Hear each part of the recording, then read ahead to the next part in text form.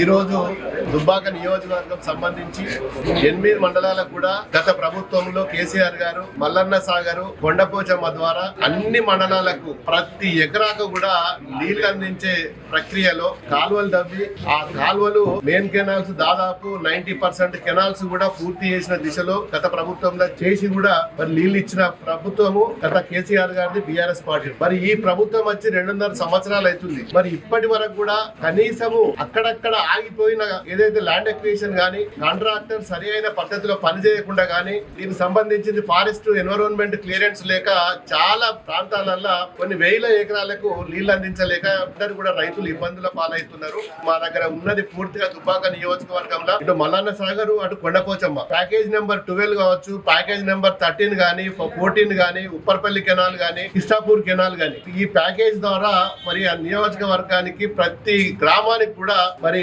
Canals drawing design కూడా చేయడం జరిగింది. దానికి సంబంధించి ఈ రోజు అందరితోటి కూడా అన్ని డిపార్ట్మెంట్ సంబంధించిన అధికారులతోటి రెవెన్యూ సంబంధించిన అధికారులతోటి రివ్యూ మీటింగ్ పెట్టుకోవడం జరిగింది. మరి దానికి అధికారులు కూడా సహకరించినందుకు కూడా మా నియోజకవర్గ తరఫున అధికారులకు కూడా మేము ధన్యవాదాలు చెప్తున్నాం. మరి ముఖ్యంగా కావాల్సిన నిధులు కొరత వల్ల కాంట్రాక్టర్లు కూడా ఎవరు కూడా పని చేయమని చెప్పి మరి క్లోజింగ్ లెటర్లు ఇచ్చిపోయే పరిస్థితిలో ఉన్నారు. మరి వాళ్ళందరూ కూడా ఈ రోజు మాట్లాడడం జరిగింది. దానికి తోడు గతంలో ఏదైతే మల్లన్న సాగర్ ద్వారా మాకు ల్యాండ్ ఎక్విజిషన్ కు వచ్చిన డబ్బులు గజ్వేలిలో R&R ప్యాకేజ్ కి డైవర్షన్ చేయడం వల్ల ప్యాకేజ్ నెంబర్ 12 తోట మండలం సంబంధించిన పూర్తిగా కెనాల్ పనులు ఆగిపోయినాయి. ఇరుకోడు లిఫ్ట్ ఇరిగేషన్ కెనాల్ పనులు ఆగిపోయినాయి. మరి అదే విధంగా ఉప్పర్పల్లి కెనాల్ అయిపోయింది, కిష్టాపూర్ కెనాల్ అయిపోయింది. కచ్చకాలువలు తీసుకొని ఈ రోజు చెరువు నింపుకుంటున్నాం తప్ప ప్రాపర్ గా ఎక్కడ కూడా లైనింగ్ తోటి ఏ కెనాల్ కూడా పూర్తి కాలేదు. మరి చాలా బాధాకరం. మరి 2.5 సంవత్సరాల్లో ఈ డిపార్ట్మెంట్ వాళ్ళు ఏ ఒక్క రోజు కూడా ఇంత పెద్ద ప్రాజెక్టులు ఈ జిల్లాలు ఉన్నాయి, వీళ్ళ స్థితిగతులు ఏంటి, ఎన్ని ఎకరాలకు ఆయకట్టు డిజైన్ చేయబడ్డది, దాని మీద ఎవరు కూడా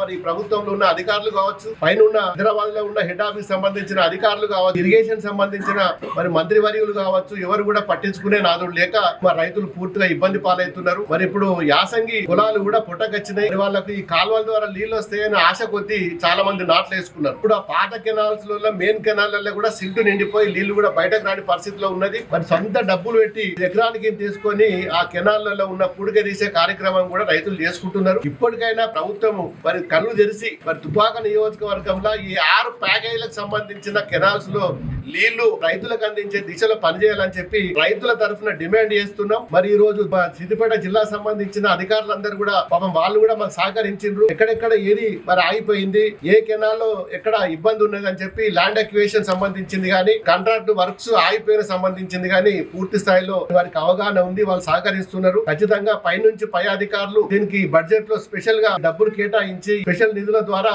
ఈ కెనాల్స్ పూర్తిగా కంప్లీట్ చేసి రైతులకు నీళ్లు ఇవ్వాలని చెప్పి దుబ్బాక నియోజకవర్గ రైతుల తరఫున డిమాండ్ చేస్తున్నారు.